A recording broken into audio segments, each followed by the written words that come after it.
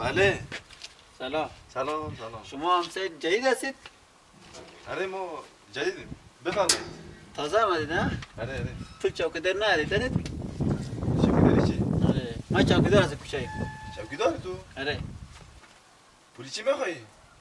چند پول میخوایی؟ 100 روپیه بده بابا چوکیداری.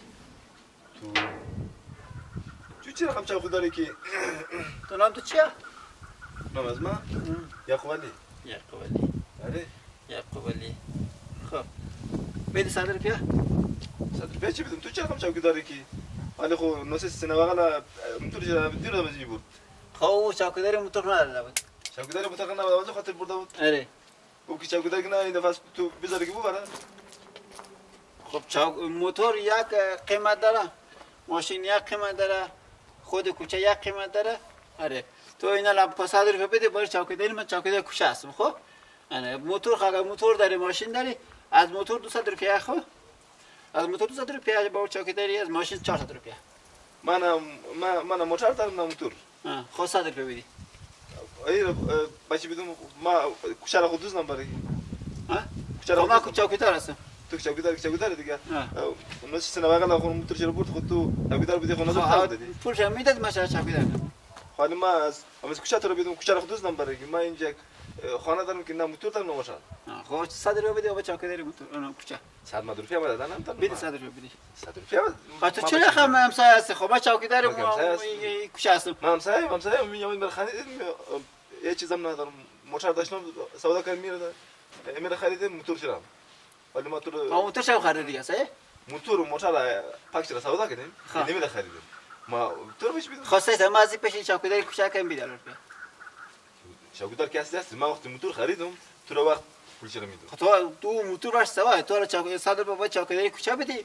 هر وقت موتور خرید 200 روپیه باز بابت موتور بده. ما تو سایم می 100 روپیه و قدر پول نیه ما تو سایم تکلو. ای ما تو سایم تو چوکیدار نی چوکیدار بس نی اگه بودی ما تو 101 روپیه میداد. 101 روپیه میداد. خب حالا مثلا ما چوکیداری کوچه هستم بقیه در تو دیگر سازیتی داری؟ دیگر کی دارم نشسته بغل خودم امروز اکسل گرام کردم گفتم خب 100 روپیه داد کوچه گرفت چا گفت من 200 روپیه داد موتور خب من نداد. گفتم دیگه الان برده. دوم میرم پول نمیدم. مجبوره بدم چوکیدارم. آره.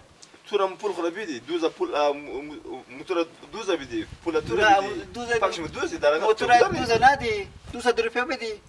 موتور خبرم تو شریک دوزی تو هم چوکیدار می. خب سه دیگه. گپ نداره شما پول بابت بی دور زمان پول بگیر نمی خب کاسبی کم خب اون کارو من نکنم از سون از کی بسترم من پول مول ندارم میگم که بده 100 روپیه بده چوکیداری بده بده 100 روپیه بده که رسید کنم بده خودم دست میگی از گوشنگی چش برام تو 100 روپیه بده 100 روپیه بده 100 روپیه چی 100 روپیه چوکیداری بده ما روپیه ندارم بده که رسید کنم برو از کس میگیری بگیر ما نوشه سنه بغل اصلا نمیدی بیت ما از سنه بغل گیرم تو رو بازی میدی آره ما رو بازی بدیم ما تو جدید آمده خب در یک کوچه نابرد هستی ما یه قدر ساده نیم ما نمیت زرنگ ممکنه خانه را خریدیم ما 100 روپیه تو رو بدم بقیه مردم که خانه خرید یابو بوده اونا از ارزش ماندم ما ارث می‌خواست من نرکست از شخصی خرید همین دور زمان کی ارث است میرسه کی اگر زین اونا رو کوچه بر سوال پسند کو باش از ارث ماندم ما 100 روپیه اونا درشم نامزده کی بو 100 روپیه بده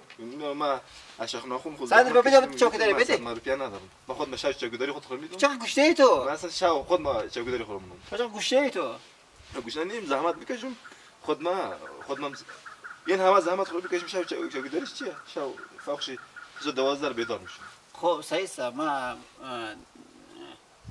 یه طرف از ما نه رفیقان رقاب میزنن از اینجا گرفت خو بیام اما چوکیداری که کردی اما اینجا بیا اون